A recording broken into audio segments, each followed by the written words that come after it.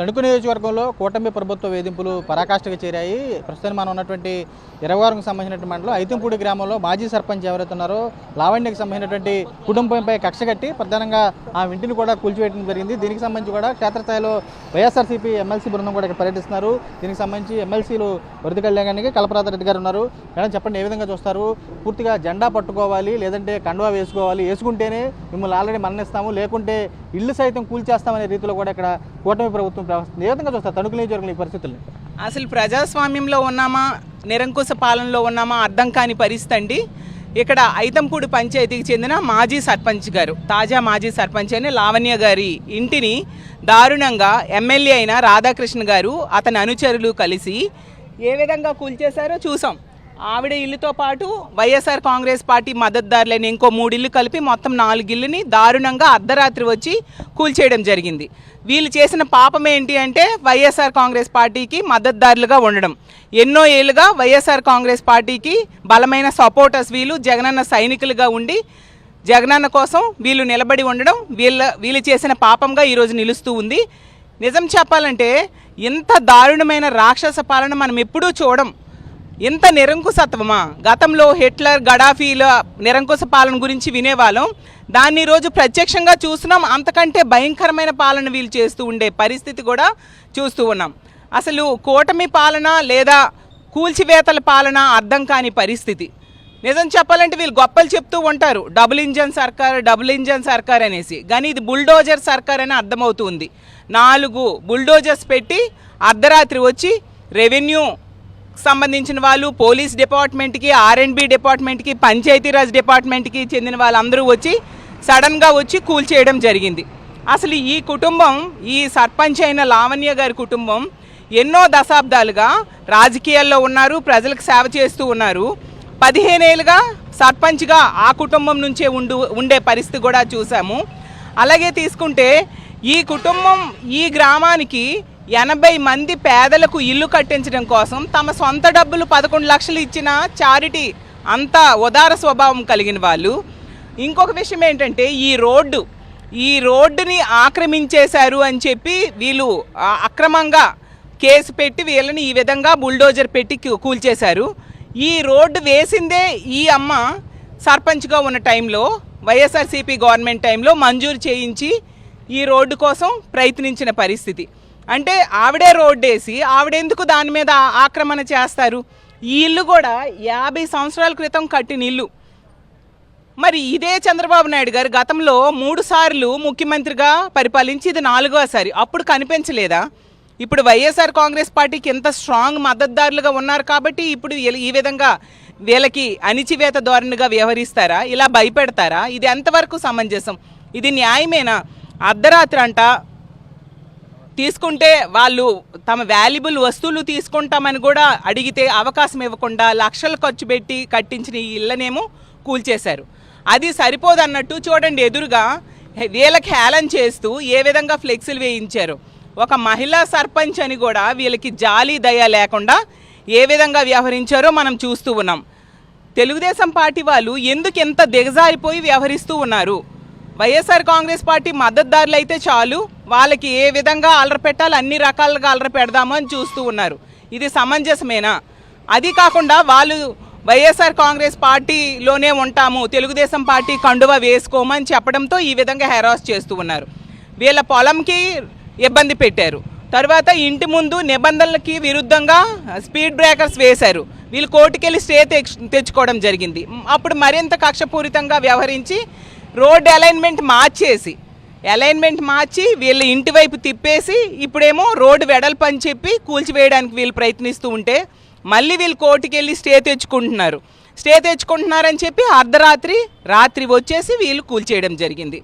కానీ ఒకటే నేను తెలుగుదేశం పార్టీ నాయకులకైనా ఎమ్మెల్యే రాధాకృష్ణ గారికైనా చెప్తూ ఉన్నాను, కాలం ఎప్పుడూ ఒకలాగుండదు, కాలం మారుతూ ఉంటుంది, అధికారం కూడా మారుతూ ఉంటుంది, మా టైం కూడా మాకు వస్తూ ఉంటుంది. ఇలాంటి కక్షపూరిత ధోరణులతో రెడ్ బుక్ రాజ్యాంగాన్ని అమలు చేస్తున్న మీ అందరికి కూడా తగిన బుద్ధి చెప్పడానికి ప్రజలు సిద్ధంగా ఉన్నారు, మేము సిద్ధంగా ఉన్నాం.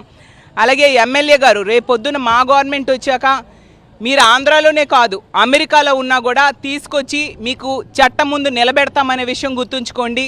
అలాగే ఈ రెడ్ బుక్ రాజ్యాంగాన్ని అలాగే ఈ కక్షపూరిత ధోరణులకి సపోర్ట్ చేస్తున్న అధికారులకు కూడా సపోర్ట్ చేస్తున్న మిగతా నాయకులకు కూడా ఒకటే చెప్తూ ఉన్నాము. మా జగనన్న 2.0 పాలనలో మీరు ఎక్కడ దాక్కున్నా ఖచ్చితంగా మిమ్మల్ని తీసుకొని వచ్చి చట్టం ముందు నిలబెడతామనే విషయాన్ని గుర్తుంచుకోండి. అలాగే ఇక్కడ ఎమ్మెల్యేగా మంత్రిగా పనిచేసిన కారుమూరి నాగేశ్వరరావు గారి కుటుంబాన్ని కూడా వీళ్ళు రాజకీయ కక్ష సాధింపులతో వేధింపులకు గురి చేస్తూ అక్రమ కేసులు పెడుతూ ఉండే పరిస్థితి మనం చూసాము. వాళ్ళ అబ్బాయి అయిన కారుమూరి సునీల్ గారిని కూడా అరెస్ట్ చేసి ఎంత దారుణంగా అక్రమ కేసులు పెట్టారో చూసాము. కష్టాలు ఎల్లప్పుడూ ఉండవు, మంచి రోజులు ఖచ్చితంగా వస్తాయి. ఆ కుటుంబానికి వైఎస్ఆర్ కాంగ్రెస్ పార్టీ సపోర్ట్గా ఉంటుందని తెలియజేస్తూ ఉన్నాను. రానున్న రోజుల్లో ఇక్కడ కారుమూరి నాగేశ్వరరావు గారు మా వైఎస్ఆర్ కాంగ్రెస్ పార్టీ జెండా మళ్ళీ ఎగరవేయబోతూ ఉన్నారు. ఇలాంటి అక్రమ కేసులు పెట్టి ఇబ్బంది పెట్టిన వాళ్ళకి ఖచ్చితంగా తగిన బుద్ధి చెప్తామనే విషయాన్ని కూడా గుర్తుంచుకోండి. అలాగే దీనికి వడ్డీతో సహా మేము చెల్లిస్తామనే విషయాన్ని కూడా గుర్తుంచుకోండి. ఏ విధంగా చూస్తారు? వాళ్ళే కూల్చేస్తారు, మళ్ళీ ఎదురుగుండా వాళ్ళే రివర్స్లో రెచ్చగొట్టేలాగా ఫ్లెక్సీలు కడతారు. ఏం చూస్తారు ఈ చర్యలను? ఈరోజు మేము ఇక్కడ ఐతంపూడి గ్రామానికి వచ్చాము. ఇక్కడ సర్పంచ్, మాజీ సర్పంచ్ అయిన మహిళా సర్పంచ్ ఆవిడ లావణ్య వాళ్ళ ఇండ్లను ఇక్కడ కూల్చడం జరిగింది. ఇవన్నీ చూడండి, 4 ఇళ్ళను కూల్చేశారు. అసలు ఎంత దుర్మార్గమైన చర్య అని మనం తెలుస్తోంది. ఎందుకంటే ఈరోజు మనము ఈ ప్రభుత్వము ఇక్కడ వీళ్ళు పచ్చ కండవ కప్పుకుంటే రూల్స్ మారిపోతాయి. వాళ్ళు కానీ పచ్చకండ కప్పుకొని రమ్మని పచ్చకండవ కానీ కప్పుకునేసి ఉంటే ఈ రూల్స్ అన్నీ ఏముండవు. ఈ ఫ్లెక్సీలు ఉండవు, సీసీ కెమెరా ఉండదు, ఈ కోర్టు ఆర్డర్స్ ఉండవు, ఏముండవు. ఇంకా వాళ్ళు ఇచ్చేస్తారు. కానీ ఈరోజు వీళ్ళు కమిటెడ్గా వైఎస్ఆర్ కాంగ్రెస్ పార్టీ తరఫున ఉన్నారు కాబట్టి, ఎందుకంటే వాళ్లకు దశాబ్దాలుగా వీళ్ళు జగన్మోహన్ రెడ్డి గారి అభిమానులు, జగన్మోహన్ రెడ్డి గారి కోసమే పనిచేసేవాళ్ళు కాబట్టి వీళ్ళు ఎక్కడా కూడా పార్టీ మారము అనిన దానికి ఈరోజు వీళ్ళకి ఇంత శిక్ష.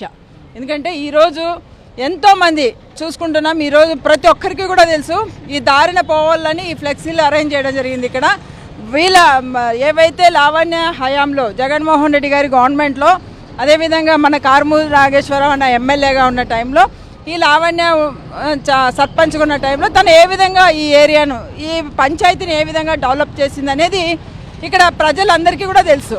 ఎందుకంటే ఎప్పుడూ కూడా ఈ అమ్మాయి కానీ డెవలప్ చేయకుండా, అంటే ప్రతిసారి కూడా వీళ్ళ ఫ్యామిలీనే సపోర్ట్ చేస్తూ ఈరోజు సర్పంచ్గా కూడా ఇక్కడ ప్రజలు ఆదరిస్తూనే వస్తున్నారంటే ఈ ఫ్యామిలీకి ఉన్న క్రెడిబిలిటీ అలాంటిది. సో అలాంటి ఫ్యామిలీని ఈరోజును రోడ్డున పడేయడం, ఈ విధంగా కూల్చడం నిజంగా ఇది నిజంగా ఈ ప్రభుత్వం ఏం చేస్తుందనే ఒకసారి వాళ్ళు ఆలోచించుకోవాలని నేను ఈ సందర్భంగా తెలియజేస్తున్నాను. ఇప్పుడు ఆంధ్ర రాష్ట్రంలో ఉన్నామా, ఆఫ్ఘనిస్తాన్లో ఉన్నామా అనేది అసలు అర్థం కాని పరిస్థితి.